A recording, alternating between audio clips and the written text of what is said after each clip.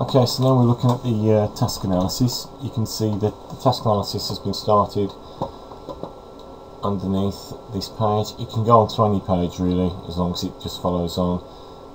You can see that to make it easier, I've numbered the questions, and the answers relate to the questions. Now I'm not going to go through all of the questions and justify them. That's for you to do, and indeed some of these questions might not be applicable to your design, and you might want to replace them or add other sort of questions that's a bit more suitable. Okay, so the task analysis then I've started, I've placed down towards the bottom. It then continues on to slide 4. So you can see how it goes from there, and it then continues a bit further onto the next slides. Now at this point I then complete a task analysis summary. Now the summary I will go into a little bit more. What I've done is that I've been writing the task analysis. I've been considering the things that I need to do for research, and so in some ways this has sort of pulled me in the direction of things that I need to do. Now I've started off as well by highlighting why I've actually done the summary, which is this section here. And what I've actually put there is, having broken the problem into smaller issues, I have to be able to summarise what research I feel I need to carry out in order to develop solutions to the design problem. Further on, I actually relate to one of the questions and actually state that question 1 raises a point of who will use the product. The best way to do this is to actually conduct a client profile, and also to construct a public survey of clients to gain information to developing your solution. So you're actually suggesting a way of gathering that information that you need based on breaking the idea down. Most of you will have this question to ask, and most of you will go around it this way. Another thing that you'll all have in common is the need to produce a corporate identity. Now there's ways of doing this. One of them will be to look at corporate identity and what actually makes up a corporate identity, as in a name, a logo, a slogan, and how corporate identity and branding works.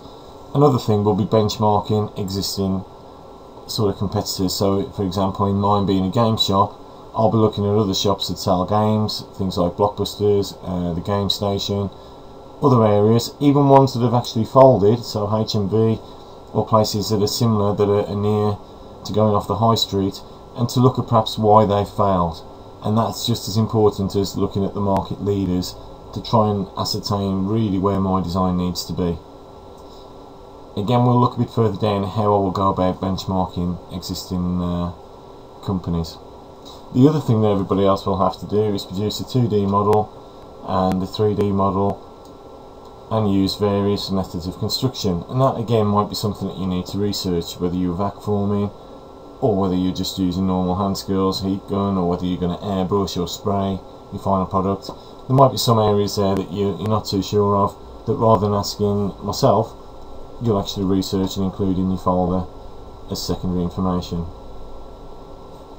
Again, something else everybody will have to include is the quality of actually making this as if it was to be mass produced in the real world.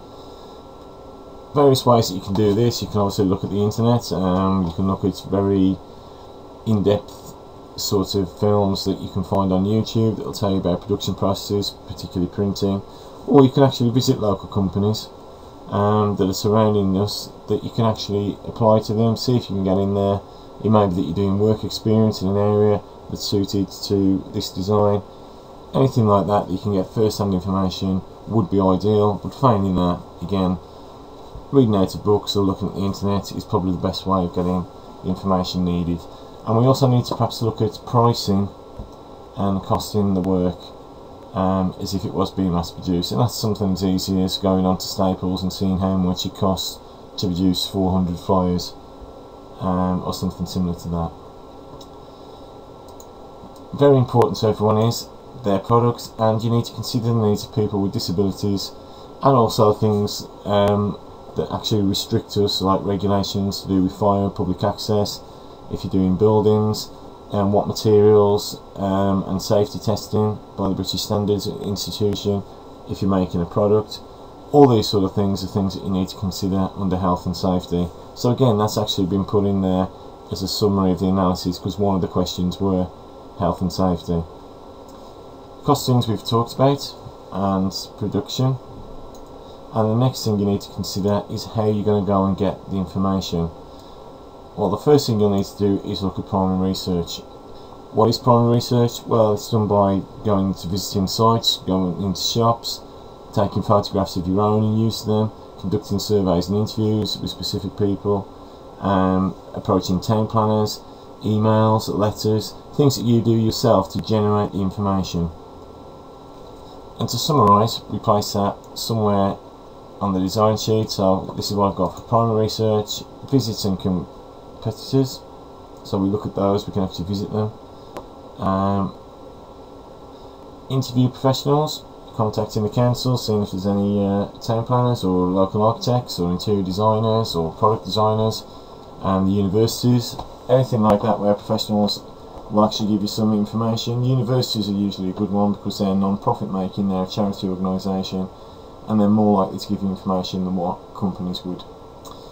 Other things that you can do obviously is photographic evidence to prove you've been there, questionnaires and visits to gather information and generate information yourself, and deconstruction. Now what deconstruction means is you look at existing products, you either take them apart if it is a product to see how they work, and analyse that, see what design ideas you can take from them, look at how other designers or other companies have provided a solution to a problem. Or it could be a deconstruction of looking at people's corporate identity, looking at the font, looking at the colour, looking at how it's presented in the shop, how much of the shop is proportional, is given to the logo, to the name. Is the name more important? Various things like this. We can deconstruct images, we can deconstruct the actual shops very, very easily as primary research. Secondary research basically is things that you get from the internet and websites, you could get from magazines, by visiting the libraries, editorials, journals from universities. It may be examples of things that you've picked up that may not be related to the theme you're doing, but might actually have some sort of impact on things that you're planning to do. You could also do case studies of existing designers and artists, like using the work of Geiger, or if you're going to go down the route of steampunk, so for example Bioshock or games like that. If I'm going to go down that route, I could research what the steampunk is and what sort of theme am I going to use for my shop. Are there prolific designers that are around? Even looking at existing designers in the high street, what type of architecture is going to be in the high street? Is it modern? Is it 1960s? Is it older than that? If you go to Brood and you look at things like Tudor houses, are there regulations that stop you from using those sort of buildings for your purposes? Will you have to rethink the way that you're going through it? So that's pretty much the task analysis. Where this fits in to the criteria, if I can just bring that back onto the screen, there we go, is by completing those sheets you're now pushing the boundaries of either good understanding of analysis of the design context, but more than likely if you've completed the questions very similar to how I've done them, you're looking at an excellent understanding of the design context, and that's just the design brief and the situation. Do bear in mind, to get 8 out of 8, all these also have to be placed into it. So the next thing we'll probably look at is a detailed analysis of existing products or systems and design intentions, and we also need to look at creating a comprehensive analysis of the relevant and focused research. Every research sheet from this point needs to be justified to say why it's in there. Okay, so with mine, the next stage that I'm going to look at is actually the next sheet, which is to do with corporate identity research. Now you can see that I've actually placed a statement at the top that says, in my task analysis I stated I would need to research what makes up a corporate identity, and so I've broken these elements down into further subsections that will help me to develop the ideas, and that's what we'll look at next.